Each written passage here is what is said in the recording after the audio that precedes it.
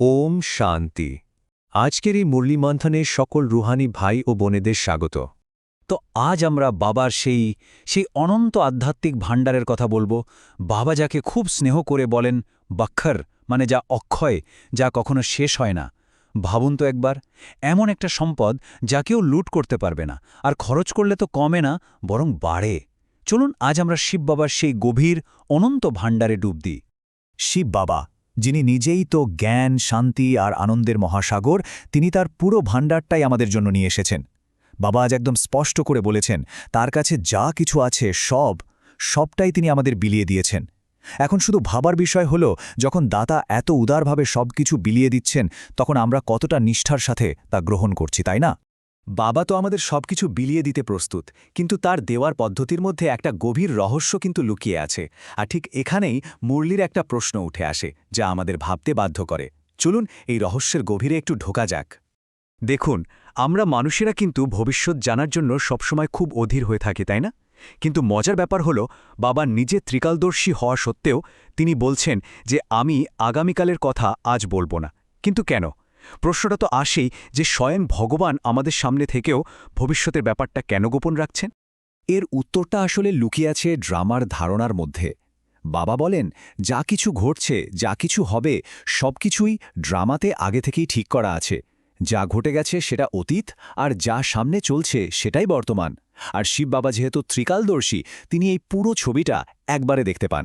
এখন আসল ব্যাপারটা কি দেখুন, যদি বাবা আমাদের বলে দেন যে কাল খুব ভালো কিছু হতে চলেছে, তাহলে কি হবে? আমরা আজকের আধ্যাত্মিক পরিশ্রমটাই ছেড়ে দেব। আবার যদি তিনি বলেন যে কোনো সংকট আসছে, তাহলে ভয়ে আজই কাজ করা বন্ধ করে দেব। মানে দুটো ক্ষেত্রেই আমাদের বর্তমান মুহূর্তটা নষ্ট হয়ে যাবে। আর এই বর্তমান মুহূর্তেই তো আমরা সৎকর্ম করে পুরনো বিকর্মের বোঝা থেকে মুক্ত হয়ে বিকর্মাজিত হতে পারি। তাই ভবিষ্যৎ না বলাটা বাবার তরফ থেকে আমাদের জন্য একটা বিশাল সুরক্ষা কবচ। তাহলে প্রশ্ন হল, এই যে পূর্ব নির্ধারিত ড্রামার পথ, এই পথে আমরা নির্ভয়ে চলব কি করে? তার জন্যই তো বাবা আমাদের পথ প্রদর্শক হিসেবে বিভিন্ন রূপে আমাদের সঙ্গে থাকেন। তিনি আমাদের পারলৌকিক পিতা, শিক্ষক আর সৎগুরু তো বটেই, কিন্তু তার একটা রূপ আছে যা সত্যিই অবাক করে দেয়। বাবা নিজেকে বলেন আজ্ঞাকারী সেবক। ভাবা যায়, যিনি গোটা ব্রহ্মাণ্ডের রচয়িতা, তিনি আমাদের সেবক। কারণ তার মধ্যে অহংকারের লেশমাত্র নেই।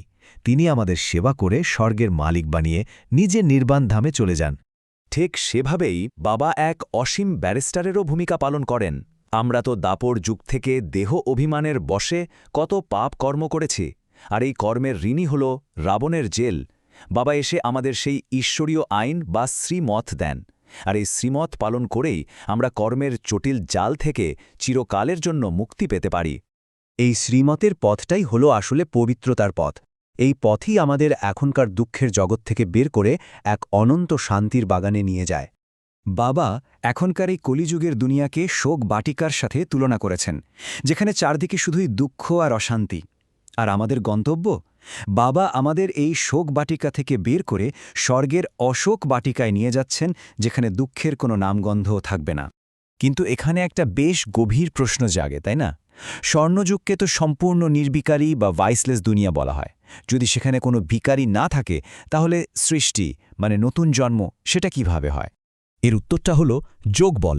দেখুন, স্বর্ণযুগে প্রকৃতি মানে ওই পঞ্চতত্ত্ব সব কিছু একদম পবিত্র থাকে, আর আত্মারা থাকে আত্ম অভিমানী।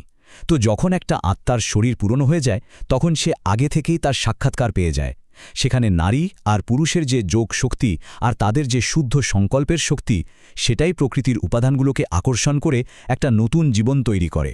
মানে যেখানে দেহ অভিমান একদম শূন্য, সেখানে শুদ্ধ ভাবনাই সৃষ্টি রচনার আসল শক্তি হয়ে দাঁড়ায়।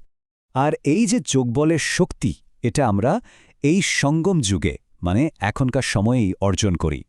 এই শক্তি আমাদের এমন এক স্থিতি দেয় যা স্বর্গের দেবতাদেরও নেই। এটা কিন্তু এক আশ্চর্য সত্য। স্বর্ণযুগের দেবতারা আত্ম অভিমানী হন, ঠিক আছে, কিন্তু তাদের পরমাত্মার কোনো জ্ঞান থাকে না। তারা এটা জানেই না যে তাদের এই রাজত্ব কে দিয়েছেন। কিন্তু এই ছোট্ট সঙ্গম যুগে আমরা আত্ম অভিমানী হওয়ার সাথে সাথে পরমাত্মা অভিমানীও হই।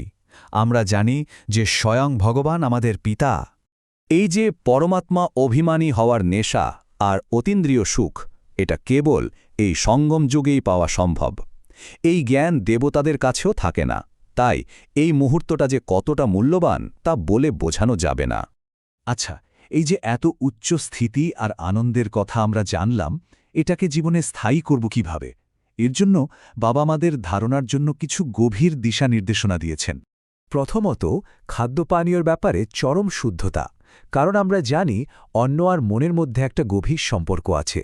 বাবা বলেন, খাবার খাওয়ার আগে শিব বাবাকে স্মরণ করে তাকে যদি যোগবলের দৃষ্টি দেওয়া যায়, তাহলে সেই সাধারণ খাবারই প্রসাদে পরিণত হয়।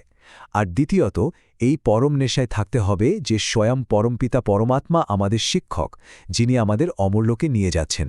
যখন এই নেশা আর শুদ্ধতা জীবনে চলে আসে, তখন সেবাটা আমাদের স্বভাব হয়ে যায়। আজকের বরদানে বাবা ঠিক এটাই বলেছেন। আমাদের লৌকিক গৃহস্থকে সেবার লগনের দ্বারা ঈশ্বরীয় সেবাকেন্দ্রে পরিণত করতে হবে।